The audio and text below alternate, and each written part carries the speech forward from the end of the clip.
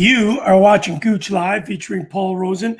Paul is not with us today. Again, he's struggling with kidney stones. How does a guy get hit with 2 kidney stone issues in less than 2 months? I really feel for him. He's laid up in bed. So, Paul, all the best from us and, of course, all the viewers. We're really looking forward to having you back on the show real soon. Hey, listen, got a great guest today. I'll tell you what, he's going to update us on the new Hockey Vision coach. This is an incredible, absolutely incredible situation for us. He's helped us. He stepped up. Hockey Coach Vision. Sorry, I made a mistake on the name. We're going to be able to actually walk and see the app that he's developed. And what's most important is he has helped put Safer Sports on the map. This is going to be breaking news for all of our great supporters all around the world. New Zealand, Australia, Germany, all lengths of the world. And I know that it would be really cool to have Paul here to discuss it, but he's not here. So I've got my good buddy, Larry Huras. What's going on? Hi, Gouche. Hi, everybody. Listen, I usually screw up the Russian names, but I kind of mixed up Hockey Vision Coach. It's Hockey Coach Vision. I want everybody to make sure they know that. We're going to see some great stuff from you today. But before we talk about, obviously, this great product you've developed, I want to talk to our listeners about your actual playing career. You're not only a good hockey player, a great hockey player, you became an incredible coach. And through this is how you developed this app that's so important for coaches. This has been brought to you by the Hockey News, of course, and Sports Illustrated, my good friend, Jeff Amaral from the Paramount Sports Management. My co-host isn't with me. So it's all you and me there, Larry. So let's get started. Talk to us about your playing career. Obviously, you were drafted not only once, you were actually drafted twice. You were drafted by of course, the NHL and the WHA. Talk to us a little bit about that, being drafted. Not a lot of players had that happen to them. Well, it was an interesting experience. I played my junior hockey for the Kitchener Rangers. I was 3 years in Kitchener, and then coming out of that, there was a lot of different speculation by my agent and different people around as to what round I would actually go with. And so I remember on draft day, I was kind of expecting to go somewhere like in the middle second round, someplace like that. But I remember I was working construction on that day, and I was kept, taking a break and going to my car and listening to the radio to see, what the drafts were going on. Well, I got to the first round, second round, third round. Finally, I got taken by the Rangers, and that was pretty excited because like growing up, I remember going to the Kitchener Auditorium and watching the New York Rangers practice before I even became a part of the Kitchener Rangers. And then when I did become a Kitchener Ranger, the actual Rangers were always in town too. So, I mean, all those years, like, 17, 18, I'm not sure how many years there, maybe only 1 year or 2 years before they moved their training camp from Kitchener. But it was really a fun experience, and just, going through the whole draft thing. And so they were really good to work with the WHA, I think it was Indianapolis that drafted me. Anyways, They basically, their offer was basically you can show up for camp and bring your own equipment, So that was, it wasn't hard for you to decide to go to the Rangers because you didn't even have to change the jersey. You just went from one, they ripped off the name and put a new number on. That's crazy. So talk to us about finding out about, obviously you're listening. A lot of kids had the opportunity to actually go and get their jersey given to them. Very similar to the pandemic now, those players weren't able to do it, and you heard it on the radio. How cool is that? Oh, that was, it was a different time. I mean, it was a whole different era that I don't even know if the first rounders or the top picks were even, going to the draft at that time, or what the draft even looked like. But no, I was working on construction, so I was making my $10 an hour, slugging my butt off, and I had to put gas in my car, Gouche, so I had to keep the bills paid somehow. But I had a great time. I had a great time in Kitchener. I grew up in the Myra areas, and when people ask me, what's the thing you're the most proud of? Right away, I was an original member of the 1971 Elmira Sugar Kings Junior B Hockey Club. So when I tell people about my home club, it's kind of, I use Elmira a lot because I played novice, peewee, bantam, midget, and then went right from there to junior B, and then got drafted by Kitchener into the junior A. And I had a great group of friends growing up, really good hockey players. I was very fortunate. I had some great coaches, guys that really care, people I still in touch with that I still see every summer. And I was very fortunate that way, like growing up where I did and having the friends that I did, and surrounded by good hockey players, and had some really good coaching as well along the way. We talk about the family, ice hockey players, as you have been over in Europe, sometimes they use the word ice hockey just to differentiate. It is a family. And it's one of those things, Larry, you and I could both fly around the world and bump into a guy that we hadn't seen in 30 years and sit down and have a coffee, a beer, or Coke with him. And it's like we never left. It's like we're sitting in the dressing room with him. And that's what makes it extra special. I wanted to ask you this question. Yeah, sorry, continue. No, I was just going to add to what you were saying, is that, when I talk to players, like players that I played against, or even players that I coached, and when they get out of the game, we all talk pretty much the same thing. When you talk about what you miss about not playing, it's not so much the road trips or the X's and O's or the practices or anything like that. You miss the guys. You miss being part of that group. You miss going into that dressing room every day with all the practical jokes and all the fun that you have. And as a coach, you're still in the dressing room, but it's not the same. You've got your office, you got your dressing room, and I was always a problem of mine as a coach. I wanted to spend too much time in their dressing room because that's where all the fun was going on. That's where all the exactly. Jokes. So I knew that I couldn't stay there as long as I wanted to, but I still kind of sashay in and kind of, exchange, jokes and got stuff with the guys. But that's what I miss the most. But you're absolutely right. Like that's been really beneficial to me and really wonderful. All the great people I've met through hockey all over the world. Well, what's really cool about that is that I could have given you a tip if I knew you earlier. Become a player coach. I became a player coach for 8 years, and I never missed a beat. I was part of, but a lot of the times, because I was always older, I was always the practical joke, which made it a lot of fun. It kept me young and kept me really engaged in it. Now, listen, I wanted to ask you a question. Obviously, hockey is a family. There's no question. Even today, when it's really become a business, back in yours and my day, we would get to training camp to get in shape. Now they're in shape, 13 months a year. Yes, the game's bigger, faster, more skilled, but the game's the game. And we still play within boards, and we can't jump out. Whether there's a blue line, a red line, or a not red line, it's still the game. And I think we all feel the same when we play that. We weren't meant to jump onto blades of steel and fly around the ice at, some of us maybe 20 kilometers an hour versus Connor McDavid at, 40. But it's still, what a sport, because you've got to take, you shoot, you pass, you hit, you have to vision making a pass, all on these blades of steel. So it's a sport. Soccer, football, baseball, basketball, all tremendous sports, but you're adding that element of actually learning how to skate.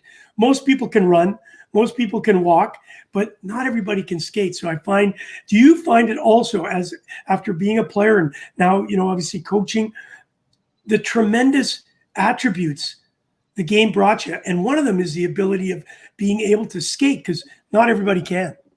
Yeah. Like where I grew up, and I'm sure it was the same for you, a similar, small town. I grew up in the country, like in southern Ontario and farmland. So we always had a chunk of ice somewhere, either at our 2-room schoolhouse or out in one of the fields. We usually had 3 ponds out there. So there was always a place to skate. So we started skating like when you're 4 or 5 years old, and it's just kind of part of life. And I think that's what really, for the rest of my life, it really gave me the need for a sensation for speed, is that the speed of the game. Actually, I would like to have been able to skate a little bit faster than I did, but we all felt that way. But I was quick enough, and we got around the rink okay. But when you watch the game today, like the speed of the game today, that's what's really changed. And I've often thought that it'd be nice to go back and take a look, like even when I'm watching a major junior A game, and I'm watching the speed of the major junior A game, I said, I'd like to go back and take a look at film from the time that I played back in the early 70s to see what the game looked like, because it seemed fast, but I guarantee you it's a whole lot faster today. Well, you know how you fix that up, eh? Mine's all in black and white and all from Germany. Just put it on fast forward. You always look fast going there. Listen, I wanted to ask you, obviously you're playing in the OHA, the Kitchener Rangers, in those days called the OHA, but now it's the OHL. What's your feeling, or what could you say to one of those players that it was his last season in the OHL? He was vying for, obviously, the Memorial Cup. We all know that it'll be the first time in 102 years that the Memorial Cup will not be played. Paul Rosen is a big advocate of that and talking about that. So asking this question, not only for myself, but he loves to find out that answer because he's so in tune with the players today. That player is not going to get a chance to go back. You know, you play for, you know, the East Coast League, the AHL, the Stanley Cup in the NHL, and you can always have several chances to win those cups where you only get one, you know, if you don't win it and then it's over. Whereas with the other cups, you still got a chance to go back at an older age. How do you think a player feels that he spent the last 3 years getting ready? It's his fourth year. He's on a team that has a chance to win the Memorial Cup. Obviously, it's taken away from him with nobody's fault other than the pandemic. What could you say to that young man and say how he feels right now of missing that opportunity? Well, I mean, it's not something that you can replace. And the thing, you know, it's the tricky part for coaches at the OHL level is to be able to give that vision to their players, to have them understand what an important part of their life it is and what an important part of their career it is, to be able to put in, you know, all the time and do all the sacrifices needed to get to a Memorial Cup, let alone win one. So for those players that missed out this time around, I would say that, okay, that's the roll of the dice that you got, but there's going to be other championships to play for. And when you take a look back at the junior years, there's very, very few players that go through their junior careers actually get a chance to compete for the Memorial Cup. I think back to my years in Kitchener, we had like the team, the 73-74 Kitchener Rangers. If anybody looks it up and take a look at the lineup of that team, I mean, we had an absolute monster of a team. But we let things get away from us. We went through the quarterfinals 4-0, but then we kind of got lax. We had 3 first-round draft choices on our team, and everybody, we just kind of lost focus, and we end up getting beat by Roger Nielsen's Peterborough Petes, and it still haunts me to this day. So I just say, when you get that chance, absolutely go for it. It's worth it, and those are the best days. So enjoy every moment of it. Well, we've got a comment on the right-hand side. She is a big supporter of our Gouche Live featuring Paul Rosen. Obviously, we started this before the pandemic. A good friend of mine from the Hockey News came and said, Graham Rouston said, "Hey, Gouche, listen, I've got this new digital platform.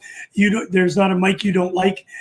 Is there any way that you can come and, you know, share the stories from around the world?" And I'm glad I have you on today, because it's not only about the NHL, it's also about traveling around the world and doing what we do and what you've done, not only as a player, as a coach. And we'll get into it in a sec. But here's Misty Tanner. She's saying she learned how to skate at 42. Now she's 43. She'll have to go back and relearn how to become faster. And you know what, Misty, whenever you get a chance, if you're up in Toronto, Ontario, Canada, I know you're down below in the States, you may not get a chance to come up here too soon. You get up here. I'm involved with a rink called Paramount Ice. I will get not only myself, but a couple of skating instructors to help you out if you can make that trip up. I did want to go back to, before we got into any other, you did mention the 1973-74 Stanley Cup. Dave Maloney was there. Rick Chartrand. Is it the Rick Chartrand? He played for Montreal Canadiens, won a bunch of Stanley Cups. Do you know where I met that guy? I met Rick. Probably in a bar someplace, Gooch, if I know Shardy. It was a bar, but it was on Manly Beach, Australia. Oh, yeah. He lives there. That's where he lives. And he got Shardy's quite a story. If you look at his bio there, he was born in Caracas, Venezuela. And he was one of the biggest characters that I ever played with. Fun guy to be around, always laughing, always joking around. And he was a great teammate. Well, and we only had a couple hours we were trying to convince him to be one of the coaches at the ice hockey classic that we do down there. And unfortunately, he was already planned to go back home. He has a property in BC, inner BC somewhere. And I could just tell I'll tell you what, the stories that kind of came out of this guy. But you also had some other, I mentioned Dave Maloney, but Doug Rusbrough played there. Don Edwards, the goalie, heck of a team. Mike McKegney. Wow. Yeah, we had Dwight Foster. Yeah, Dwight Foster was on that team. I mean, I think out of that whole team, there was only two Dwight Foster, you're right. There's only 2 players that didn't play either at least one game in the WHA or the NHL. So it was a pretty great group. We won the league by 21 points that year going away, but just lost our focus, Gouche, in the playoffs, and it happens. You as a coach knows that so much, and it's sometimes really tough as a player coach. Obviously doing both was tough. I never actually coached in Germany. I was only a player coach, but I have a lot of respect for coaches. I'll tell you what. I never went into it after I'd retired and was had to come home. But what I did learn is, if you couldn't keep the guys focused, you could do all you want. You could draw all the X's and O's. You can yell and scream. But if those guys, wouldn't listen, they didn't listen, or they didn't prepare themselves correctly, you could do all that you needed to do, but sometimes you fell short. Listen, I wanted to, there's another comment here. I love giving the comments. I can remember skating 5 or 6 times a weekend and loved when we would be playing tag because we would really love the speed. And of course the thing, Sam is a football guy now, and he joins us a lot. So he's part of the old concussion platform. He does a lot of work for Stop Concussions. Big man now, like he's a football player. He's got a body of a football player. And I played against a guy in junior, Chris Wallaby. I don't know if that name rings a bell at all. Chris Wallaby was a lineman for the Winnipeg Blue Bombers for many, many years, but he played junior hockey. He was 6'8", 225 pounds. And I tried to avoid those guys.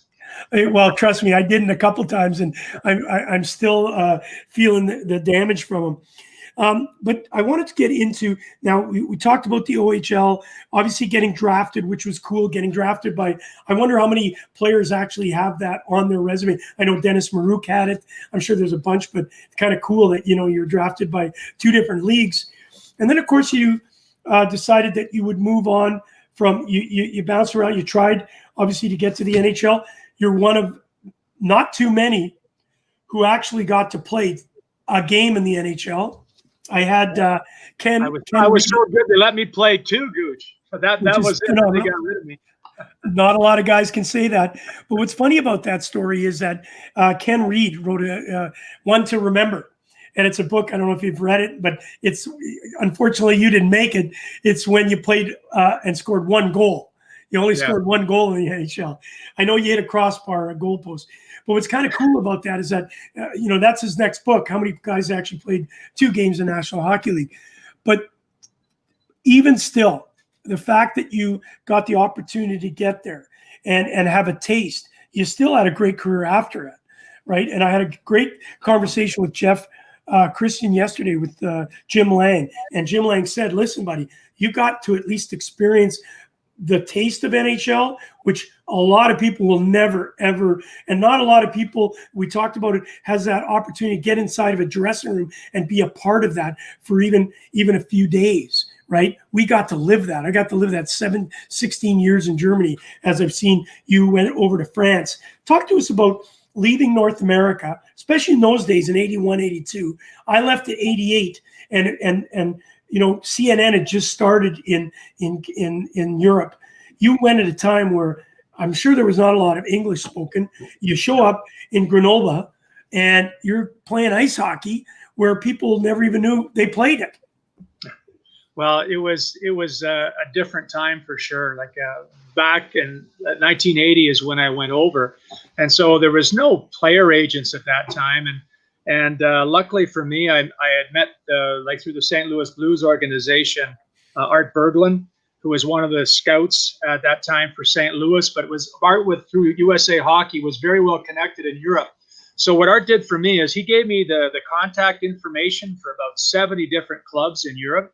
And I just put together a resume, and, I put together my resume, and and fired it out. I had a couple letters of recommendation, one of them being from Abel Francis from the St. Louis Blues.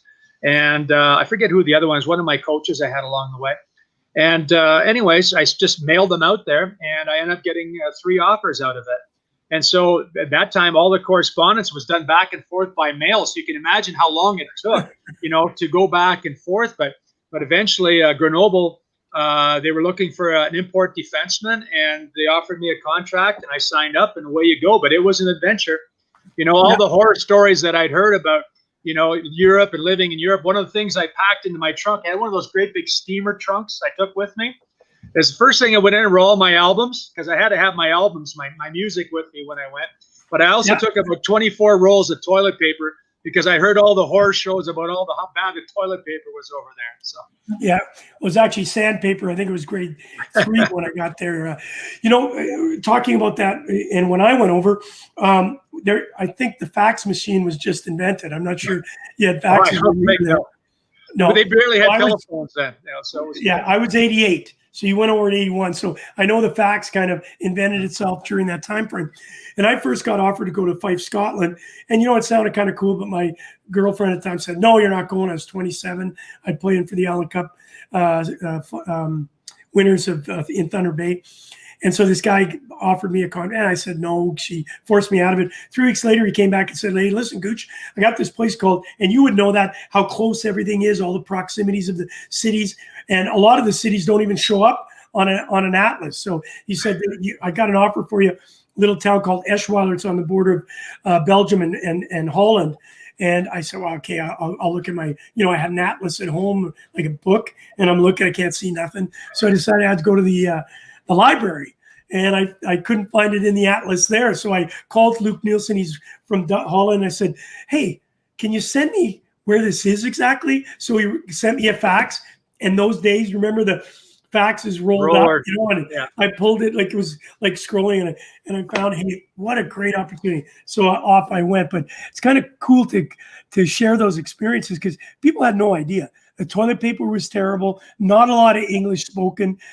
You're kind of left to fend for yourself. One of my contracts, and I want to hear a story like this from you. I got a contract, and the contract said, you got X amount of dollars, you got an apartment, and you got a new car for the team. Now, very important to remember, it said for the team. So I get there, and, the big press conference, and as it turns out, my press conference was ridiculous, because they had me as an American playing for the Calgary Flames, all this sort of stuff, which obviously wasn't true. So I wait a couple of weeks. They finally bring the car, and it's I was there in 1988. It was a 1972 Volkswagen Derby. It was lime green. And I looked at it and I said, hang on a sec here. That's not a new car. And Luke said, sorry, Gouche, it said a new car for the team. They just bought it. Yeah. So it was new for them. Yeah, my first was a very similar story like in Grenoble. The first car they gave me was an old Audi Fox. It was an old tank, because they had to get an automatic, because they figured a North American couldn't drive a stick shift. But it did the job. It was a bit temperamental. Sometimes it would just stop by itself, wait for 5 minutes to start up again. But it did the job. But going into Grenoble at that time in France in 1980, you had 3 channels on television, all government controlled. The only contact you had with the outside world was the Herald Tribune. It was the only North American paper available. So that was kind of the lifeline, because there was no, news or fax or anything. There was nothing like that. So you were pretty much on your own. Now, did you know anybody there, or you just got there and just, oh my God, here we are? Didn't know anybody. So, and actually, speak French? Looking back, it was actually an advantage that the only 2 people that spoke English on the team was the coach. His name's Gary Brown. Gary was from Quebec, from La Tuque, Quebec. And the president, Serge Bouquet. And so everybody else, everybody spoke French with me, which, everybody would make fun of me and all that. But I'll tell you, it was a big motivator to learn French. And having to speak French, work in French every day, you learn it in a hurry.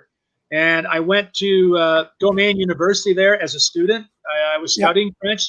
So at that time, in 1980, you played 1 game a week on Saturdays, and you had 3 practices, and that was it.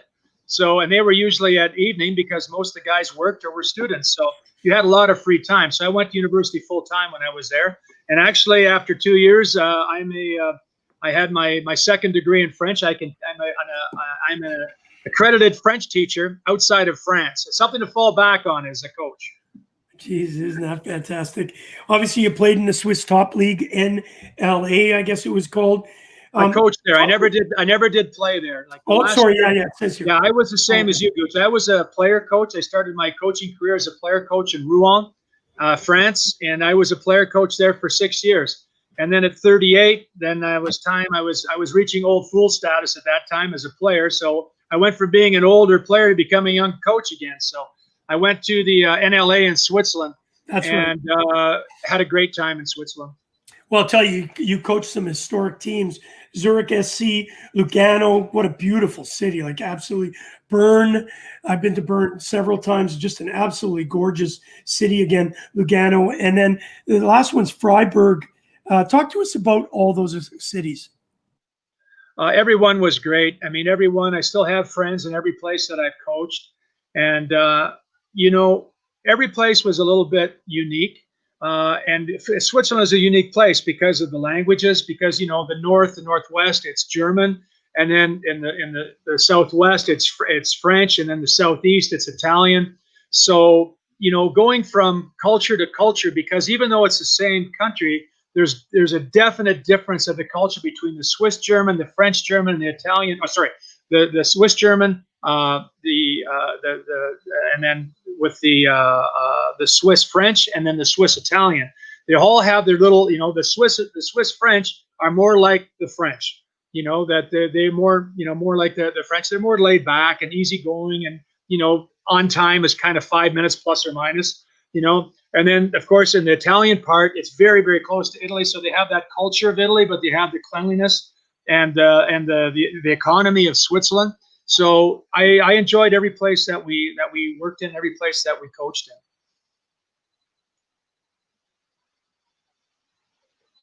I can't hear you, Gouche. Your mic's off. Yeah. See, that's being the producer. Okay. I got to take care of the details.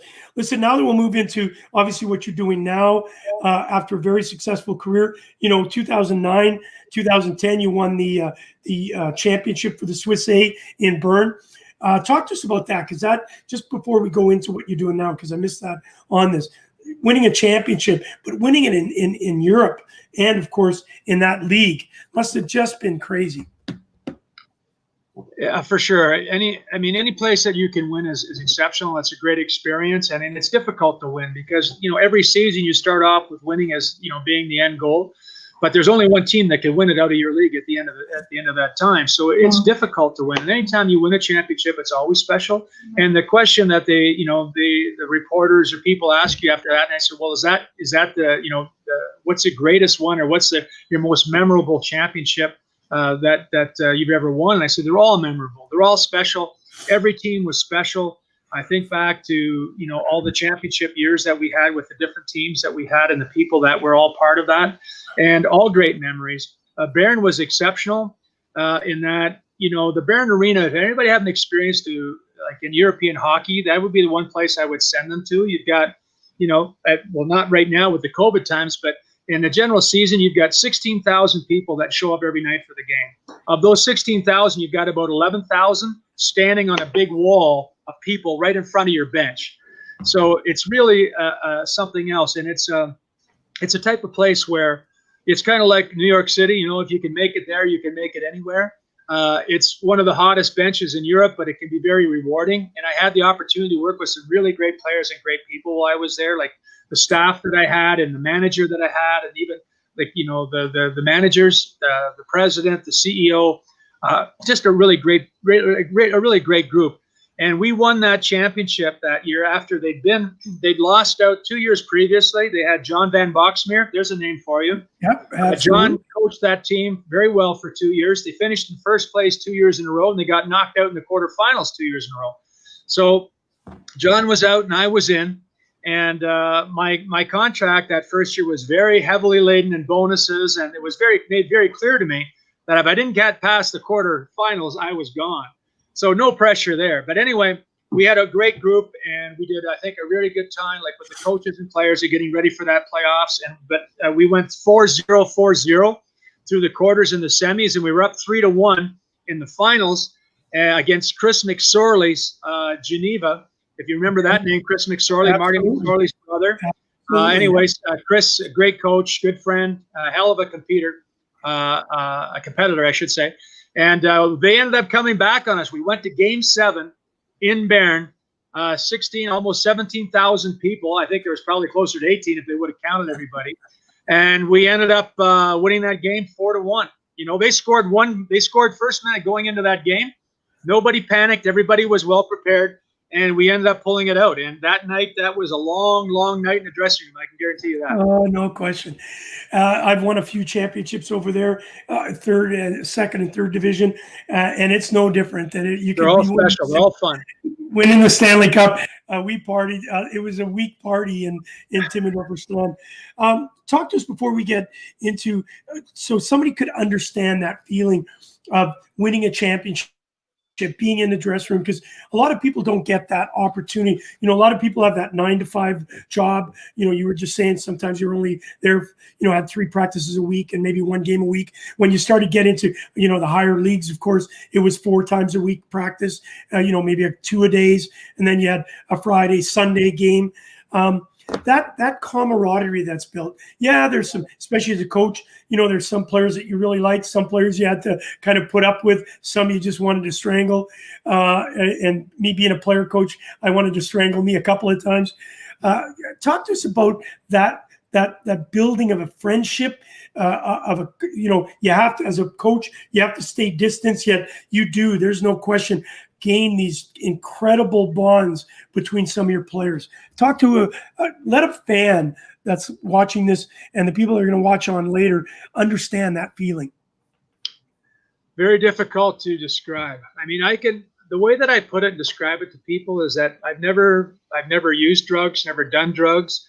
But the high that you get after winning like a game like that, like when you win a championship and you've got that cup in your hand and everybody's going crazy and jumping around, it's just so much fun. I said I can kind of put it in that kind of perspective, because once you've won once, it becomes addictive. Once you've won once, finishing second is never enough after that, because you want to get back. You want to get that feeling back, the feeling of accomplishment, you know, that natural high that you get from really doing something special, and to be able to share that with people around you that you really care about. And that's something that's really, really something that's really hard to put into words, but I highly recommend it if you can ever pull it off. No question. And I've had that question often. What do you miss most, being over and playing in Germany or playing pro hockey? And the first thing that comes to mind is that, you know, what you mentioned, you know, after a game, you were in the trenches battling, you win or lose, you're in the dressing room, you have a cold pop or a coffee or a drink, and you just sit there and you reminisce and you talk about, you know, what went well, what went wrong, and then getting in the shower, continue on that, and then going to the bar and continue. And you know, there, if you won and you went to the bar, everything was free. If you lost, you didn't go out. No. And so I think that's really important to understand. And you're right, the addiction is there. I mean, if there's a positive addiction, it's that, because I look back and I say the exact same thing, Larry. I've never taken drugs myself at any level, and I just can't believe there'd be anything, you know, having 16,000 fans chanting your name. You have the puck on your stick. You score that winning goal to win the cup, especially in Germany, the way, and in Europe, you know, they're pounding drums, and, you know, they're carrying you out on your shoulders type idea. It'd be pretty tough to match that feeling. And that's why I think sometimes if you're not ready for it, all of a sudden that finishes, it's turned off, and it can send some players into some pretty desperate times. It is, and it's a difficult time. And I try to stay in touch with players that I've coached, and a lot of players stay in touch with me. They come back to me and kind of going through and continuing to coach, like even through life, you know, that different players dealing with different issues when they get out of their game. Like for me, it was just kind of a natural progression. I went from being a player to a player coach to a coach, And then, all of a sudden, bang, I'm 30 years as a professional coach and be able to, pretty much now do whatever I want to do. And that doesn't really happen a lot. But for players, especially players that were really involved, really engaged in the game, to go from something to being one of the best at what they do to being just like an ordinary citizen, which is fine. It's what majority of everybody is. Like where they take that away, where nobody's screaming their name, nobody's coming up for an autograph, and now they got to get a job. So now it's working and trying to find something that gives them that same type of that natural high we were talking about, the competition, because at that point you miss being part of the group, but you also miss that competitive surge that you get. You go into a game, you score a goal, you win the game. There's a lot of great moments like that through the season, not just winning a championship, but you get a lot of positive feedback from everybody, your coaches, your players, your fans, as you're going along there. And when you get out of the game, players, they have issues like in adapting and getting back to a normal type of life. Yeah, a couple of comments on that. People are still yelling and screaming at me, and people are coming for autographs. It just happens to be the bank. A little bit different than that. And I think also what you bring up is true too, that people have to understand that this the adulation that we got as players or as coaches, you do bring you to a higher level, and that being with those players, sometimes it's just not about your teammates. I got really excited about playing against certain players and knowing that they were better than me and them challenging me to be better than them on any given night. I actually get goosebumps thinking about this right now because I really miss that. Oh, I can name you 5 or 6 guys that I'm still looking for. All right, so, name them off. Maybe they're watching. No, sure. But what I learned through my career as a player and even as a coach is that you learn to have as great an appreciation for the guys on the other team that you really hate, or that you love to play against because they bring out the emotions in you, and you get so fired up against playing those teams or those players that you gain a certain appreciation for what they brought to you and what they gave to you over your career. And it's funny, like you go back afterwards and you bump into these players years later, and you kind of rehash things and go over it and have a cold one and kind of rehash all the war stories.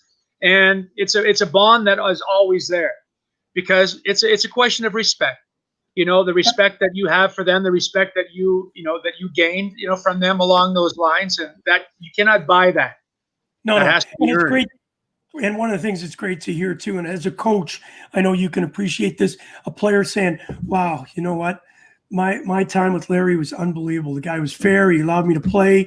He allowed me to experience. I learned from him. That's also very gratifying.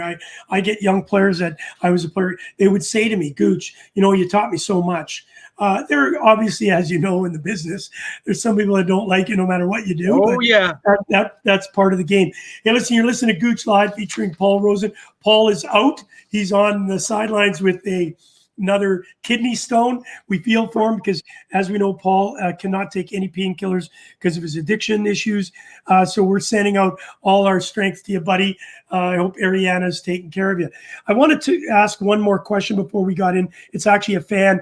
Barry's always on this show. He's made a mistake in the name, but I'll just read it. Larry, a great friend of mine, was a linesman in the old CHL while you played for Salt Lake. Do you remember Billy Hunt? Billy Hunt. I think Billy he might have been before me. I played, they're talking about the Salt Lake team. They're talking about? Yeah, Salt Lake. I played in Salt Lake from 77 to 79. Yeah. So I'm not sure. Billy wasn't there when I was there. All right. So I'm not sure if he was before me or after me.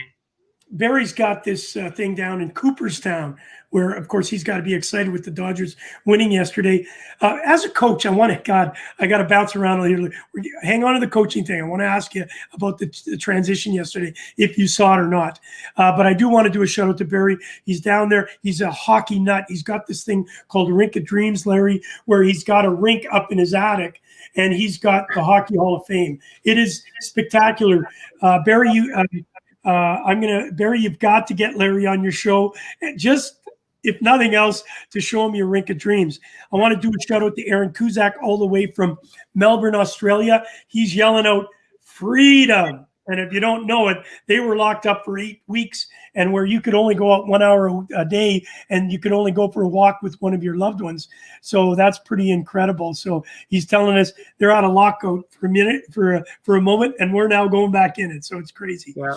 Barry Shelley, I found that talking with a lot of so Barry brings guys to this rink of dreams, and it's all minor leaguers. It's not, some NHLers go, but he's developed this really cool network for fans and players that maybe didn't make it to the NHL to connect afterwards. And he's found that a lot of the players tell him that connection with the fans and helping out certainly is one of those things that were a give back, right? Because I know yourself, I've seen some of the great work, as we're going to talk about what you're doing for us as Stop Concussions, as a charity. You stepped up and given so much. And I know you did that as a coach, and as a player, we did that. And that's, a lot of people say, oh, what a great guy. But as much as we are doing a good, we're getting good back. No, absolutely. I mean, that's the way it goes. You like to think that the old, building up a little positive karma. But when you approached us about getting involved with Stop Concussions in your group, I mean, we were on board right away. It's such a great cause that you're working for right now. And again, I was personally touched because our youngest son Ryan had to stop playing. He was playing professionally in Switzerland, and had to stop because of concussions. So it's something that we're very concerned about, and if we can help in some small way to help educate people about concussion prevention, treating concussions, maybe making some useful changes to the game along the way, we're all in. We're all in right from the start.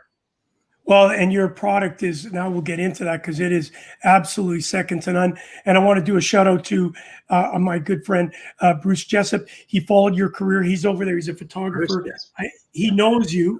Yeah, I know. I ran into Bruce. Has been around. He's been along the game longer than I have, I think. Yeah, well, he's a big supporter of Stop Concussions. He's got all my jerseys. He was my photographer while I was over there. He took this great shot and wanted to make sure you got an opportunity to see it. And Bruce, then he got you. Bruce was at. I ran into Bruce so many times, like at World Championships, Olympic Games, Swiss League games. He was all over the place. So we wanted to do a shout out to Bruce. I know he's watching. Absolutely, Bruce. Thank you for being part of it, Bruce. I always told Bruce, make sure you take my shot from this side because my nose looks straighter. If you get it from the other side, it's got a wicked hook in it. Hey, I know we don't have much time, but I want to get to obviously what you're doing now. But there's a quick story on Bruce. Bruce being a photographer, as you know, he was on the bench in Timmendorf, really small place, 2,500 fans. There's only supposed to be 1,000. The place was rocking. It was an important game. One of our defensemen at the red line, I was by the gate, and the guy that was opening the gate was our doctor. He said to Bruce, "Could you just move over?" And they switched places. And our defenseman tripped, and as he was tripping, he was going to slap the puck into the corner, and he shot it right at Bruce. And I've told this story a couple times, and because Bruce, you need to know this story. The puck, he's taking pictures of the puck coming at him, and he realizes, holy crap, it's going to hit him. Pulls, because the camera was worth $6,000, right in the noodle. Down he went, landed on his back. I stood over top of him as he opened his eyes. He said, "Gouche, am I dead?" He took a wallop. So, and like he had a bad, oh my God, stitches like crazy. He was one of the reasons why off-ice officials had to wear helmets afterwards. Yeah. Now you mentioned the concussion thing. Listen, tomorrow night, guys, anybody that's available, if you want to know about concussions and the aftermath, living with a concussion, this young lady is so brave. She's telling her story. It's tomorrow night at 7:30. Please go onto my website. You'll see it. Shift Concussion Management. Scott Haller's done a great job, Larry, and I know your son has been concussed. But when you watch this young lady, she can barely walk, and she was to all the great, and you and I've had this conversation. She went to all the top doctors, everybody trying to figure out, she had 5 or 6 different diagnoses, and luckily she got to our guy, Scott Haller. Shameless plug, but well-deserved. Scott is the best of the best. And when you see the transformation, she couldn't walk. She was actually in a walker from all the different things that they were telling her to do. And Scotty solved it. And the mother was in tears and said, "Listen, I want to let the world know about this. So I'll post that up on my site so people can take a chance and come and watch this. It's going to be absolutely remarkable. Larry, let's talk about hockey coach vision. It was your vision. I'm very blessed that Mike Burrell got me, along with Malcolm Sutherland, to finally get on the phone and phone you and say, Larry, I've got this project. I need help. And you were the first to say, my hand's up. I'm all in. Tell me what you need. And then you introduced me to Philip Kostovic. And he's been unbelievable to work with. I'm illiterate when it comes to the technical side of it, but because of guys like Philip, they're helping me understand a little bit more. And then, people don't usually do due diligence, and I didn't know you from Boo, and I heard Marshall Starkman's name, and I said, you know what? I'm just going to give Marshall a shout and find out about Larry. Oh my God, it was Marshall worked for Hockey Canada. Yeah, Marshall Starkman. Yeah. So he's with Roger Nielsen Coaching Clinics. It was a 2-hour testimonial how great of a guy you were. And I'd only talked to you maybe for a half an hour. And I'll tell you what, I was already sold. But Marshall Starkman said you are one of the best in the business. Not only a great coach, but what you're doing with Hockey Coach Vision. Live up to that great. That's quite a build up, Gouche. I don't know if I can follow that up. I know you can. Listen, you've taught me how to do screen sharing. So everybody that's out there, everybody that's not, a lot of times what happens, because we're at 4 o'clock, we don't get our large mass crowd. Overnight, we'll probably have 300 to 500 people watch this. So we have to, please take a look at what's there. I'll post up all the websites, but watch this. Hockey Coach Vision by Larry Huras. Well, we'll see if we can get this going here. And now, as the producer, I'm supposed to be doing this for you, but Larry has said, "Hey, Gouche, I can figure it out." We had it up. I got it. I'm on it, Gouche. I just have to click the right buttons. That's all. Watch this. Okay, ladies, so boys and girls, put your hands together. We did it. Okay, all right. Coach Vision. Let me just add the fact that Safe for Sports is a preventative platform that Malcolm Sutherland and Malcolm was the creator of it. I'm the one that's got to put it together with Keith Primo, and we've got this thing. And then we came to you, and Larry, you did your magic. Yeah, just very briefly, with Hockey Coach Vision, it allows you to really visualize what's going on the ice. So you can see we can have animations, pictures, or videos, but the big thing with Hockey Coach Vision are the animations. So if we pull up, like say, for example, if I go in here and I want to pull up, maybe a core drill, that's one of mine, and it's a quick transition drill. So if we're going to go into pulling up a drill like this, and then I click on it for the first time, and we get it comes up like this. So when we're going to play it, when we draw it and we create it in 2D, so you can see exactly what's going on the ice. But what's exceptional about what we can do with Hockey Coach Vision is that we have this 3D element, and that we can move it along and we can zoom in on different players, and we can really get the feel for what's going on the ice. And if you even want to, like for example, if I want to go to first person and I want to play this through the action through the eyes of this player, if I click first person and click this player, I can now view the ice through his eyes. So there's a lot of different ways that you can run the program. I think for most coaches are going to stay in 3D or on the 2D mode. And then what's really nice about it too is I can, with these particular drills, I can create a package. I can create packages. And for example, a practice plan here, I can create a practice plan with all these drills in it, and I can send it right to my whole team. So I could take that. If I go into my team, I click next. I'm going to send it to my under 20 team. I click next, and then I put in a message, and then that practice gets delivered right to my players' cell phones or tablets or PCs or Macs, and they're able to view that practice before they actually get on the ice. So for players of all ages, it's really great to be able to visualize exactly what's going out on the ice. Can I just add to that, which I think is very important, that you have, especially today, you have an hour of ice. It's really only 50 minutes, And so you spend a lot of time standing around looking and trying to get your players on this. They've already prepared. They're coming to practice. You can change, but most of the time, 90% of that content that you have is already there. You look at this, and could you go back one just for a quick sec? What would you like me to go to, Gouche? Could you go back what you just the one before this? Oh, that drill I was doing? Where it's that right there. Leave it there for a sec. So if you look at this right now, you can see the drawing up top, and then you have a description below. One of the things that I learned, it almost cost me my job, was the fact that I'm a visual guy. So my issue was I was told draw X's and O's. So my first time being a player coach, I had no idea how to do it. So I took exactly that plan that you got there, and I drew it out, and I drew X's and O's. And some players, people don't learn and understand the same way. I needed to see somebody actually perform the drill, and I could see it. And that's why your 3D and your animation is so important, because now I can see, okay, that's me, and that's what he's doing there. Okay, I know what I'm doing, because I'm physically seeing the player do it. Whereas some people learn by X's and O's. So your process is so enlightening for a player that maybe, even though I was a talented player, I'm not being arrogant, I was nervous. I would not go to the front of the line. Like a lot of guys, I want to show off to the coach. The reason why I didn't do it is because I needed somebody to actually watch to see what we were doing in the drill. So phenomenal. Very, very well done. Well, thank you, Gouche. And I know it's going to be really great. Like when working with the Stop Concussions program, like the program that you put out there, you go into a lot of different clubs and federations and work with these young players and coaches about the correct way to practice, having fun, and learning that contact is a part of the game, but there's a right way and a wrong way of doing things. Absolutely. Great comment from Sam coming from the football. That is so cool. That can really show players what the job is doing on each drill. That's fantastic.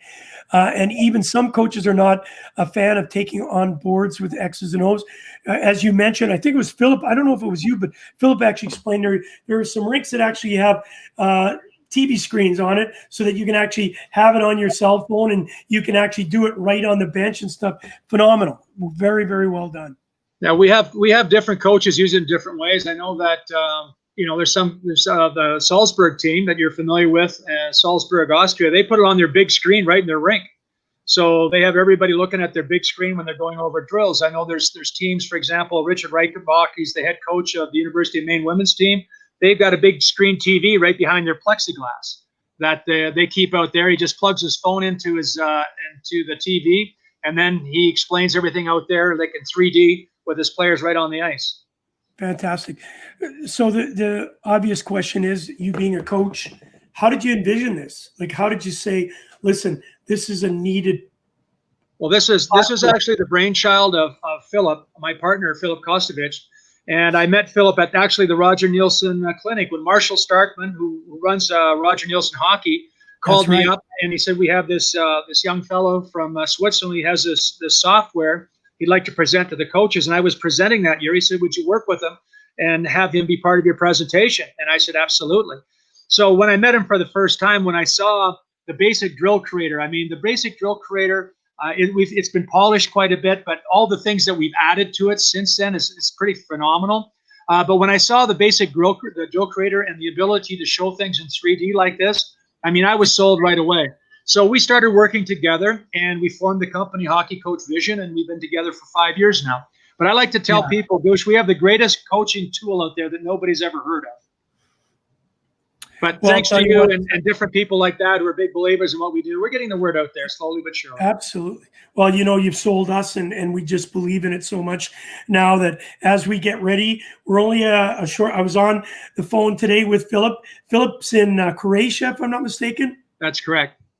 And so he and I were on the phone just finalizing all the details as far as, Keith Primo's a big part of this. So we're getting his bio in it. We're going to start doing some videos so people can know who we are and why we're doing it. So he's done a great job. And we're probably a week away from actually showing it to the world, maybe even 10 days. But I'll tell you what, when we launch this, there's nothing better than that. And of course, I want to thank Marshall Starkman too for allowing us to be a part of his Roger Nielsen coaching clinic.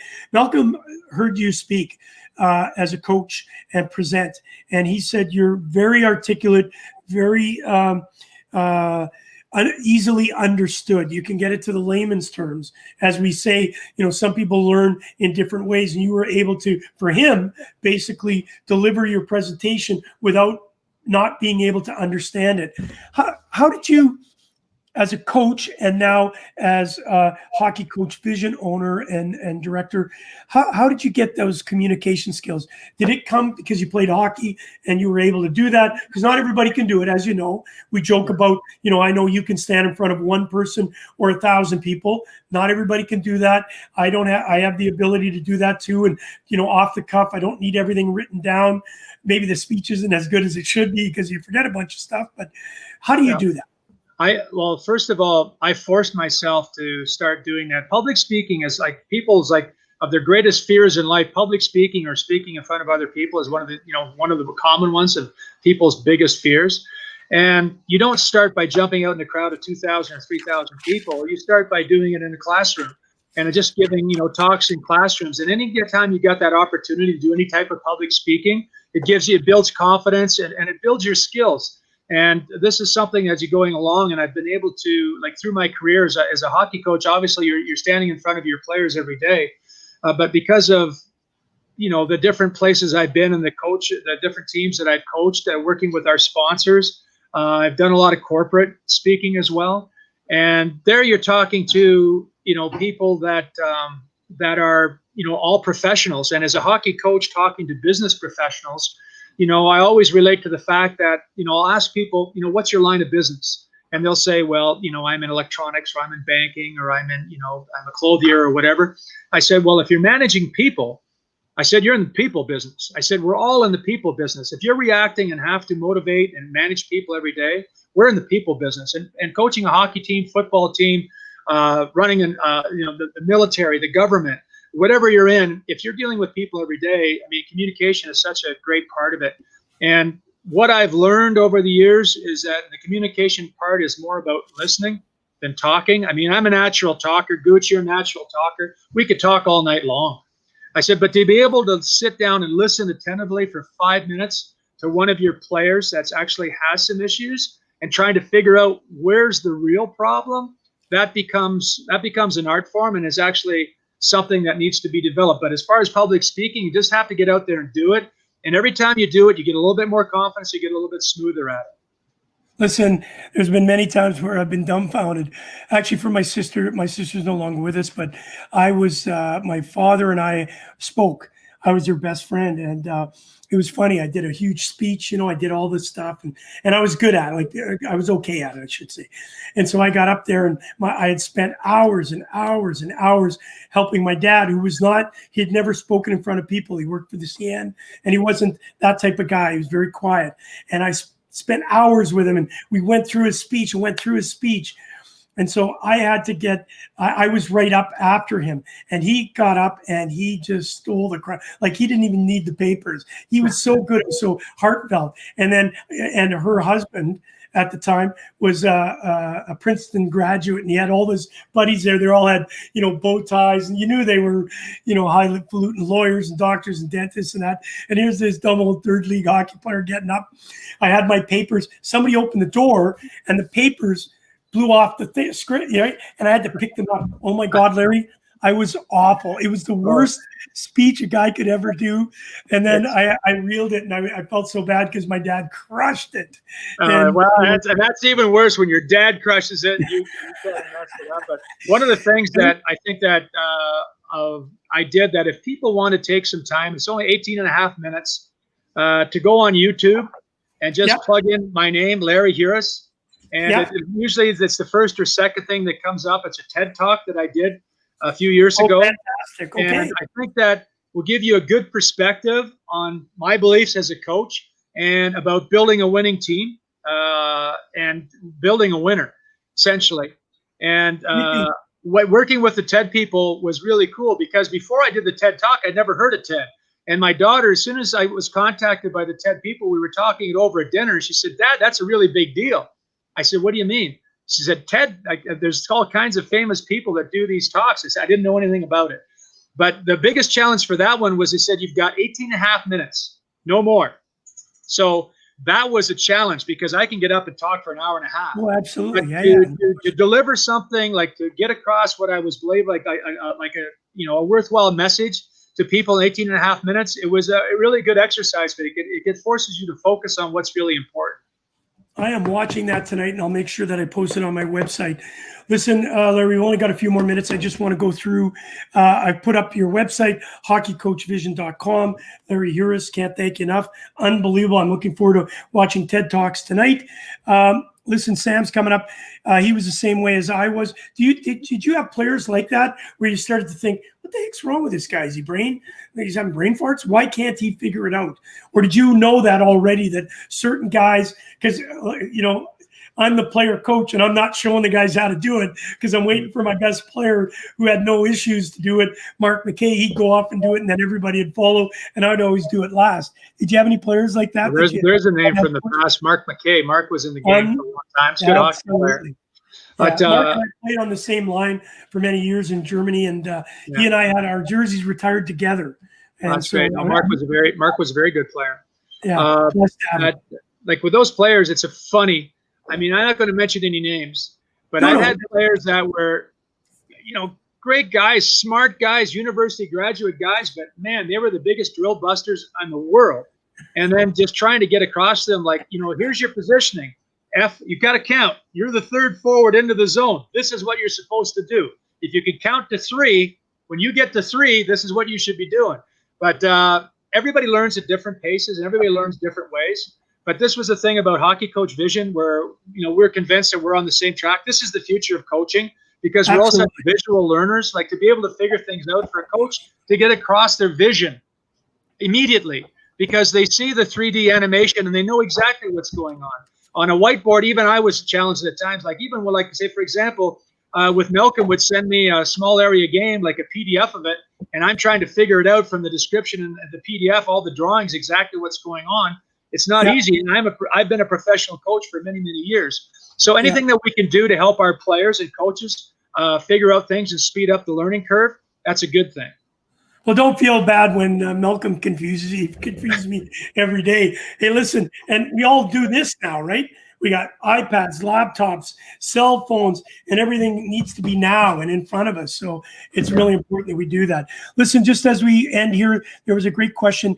Can you say that word? What is that? Can you? A kinesthetic learner. That person, whatever that learner. Yeah. Okay. So they've got to learn it by doing it, and most people are like that, and that's we're almost all like that, Misty. You're not different than anybody else. Is that, for example, if I explain to Gouche what to do, he might understand it. If I show him what I'm going to do, he's going to understand it, but he might not get it. That's why when you're doing a practice, you keep the explanation and the demonstration short, but a lot of repetition, because it's when you do that repetitive moment. That's when you build up those, like the myelin, and I'm not going to go into what myelin is or how your brain, gets these imprints in your brain as to how you learn. But this is what's doing is by this repetitive moment, this repetitive movement. And one of the greatest books I ever read was Dan Coyle's The Talent Code, where he gets into this and talks about how we learn. And that type of learning is so important to the way that we function, especially learning skills, whether it's playing a banjo, guitar, playing tennis, golf, it's all the same. Yeah.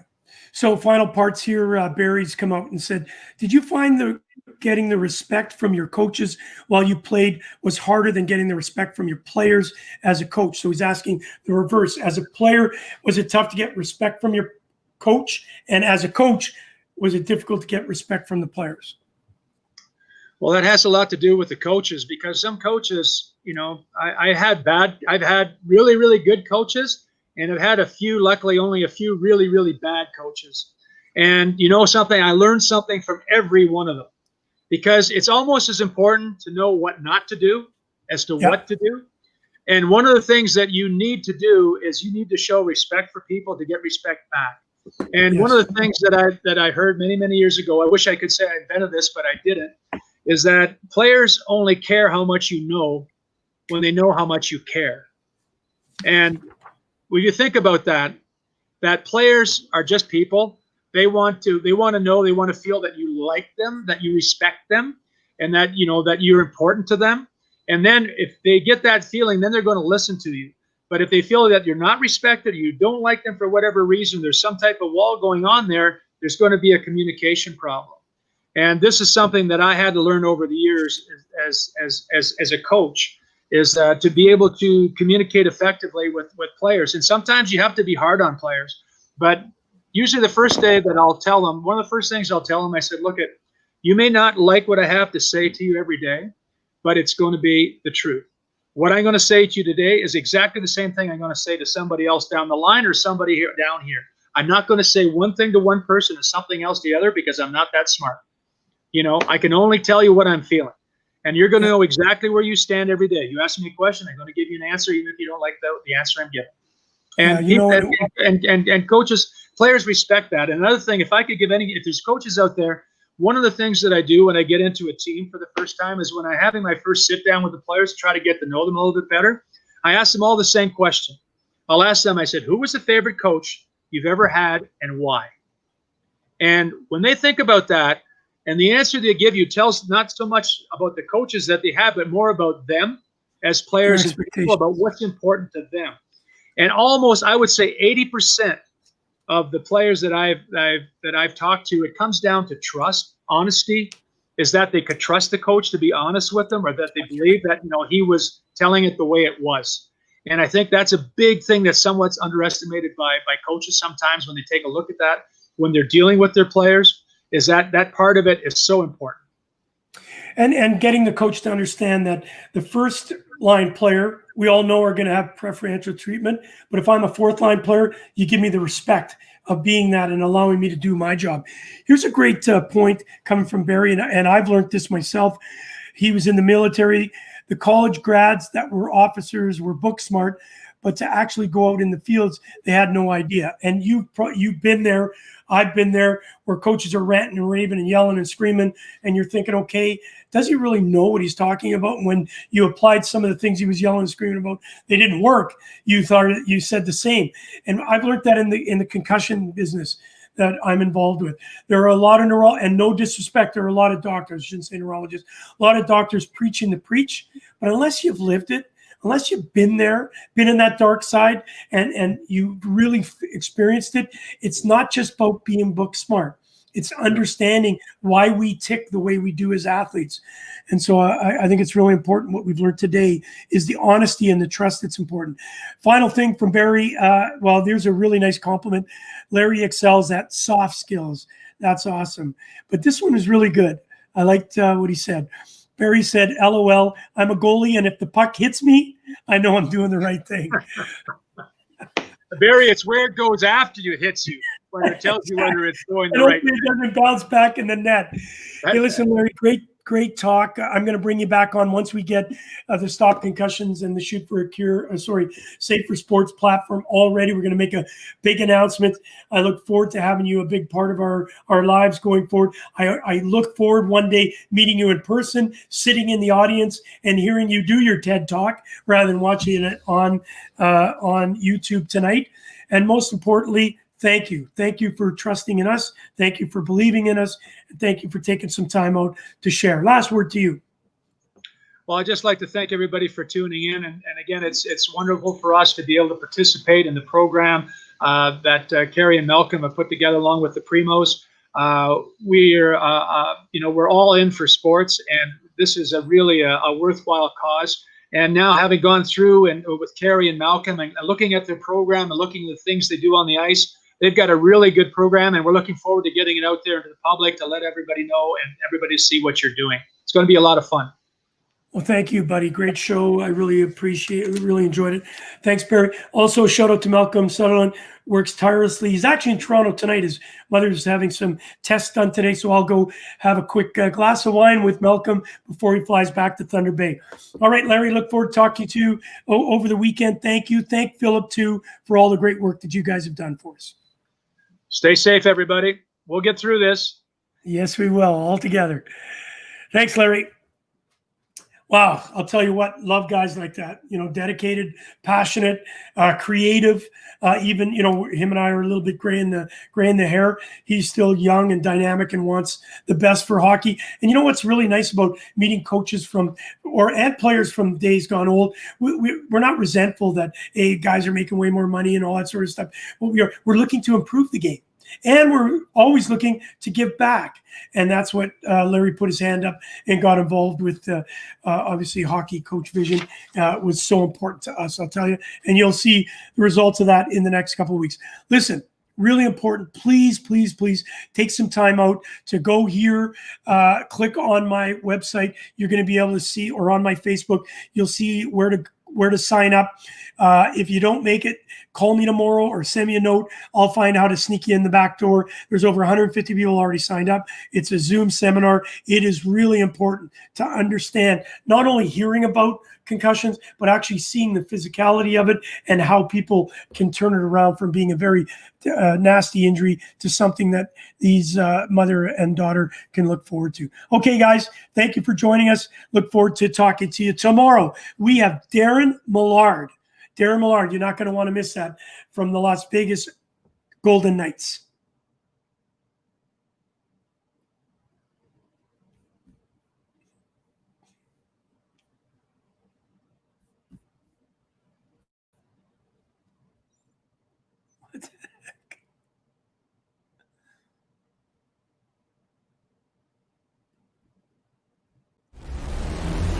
Let's play some hockey.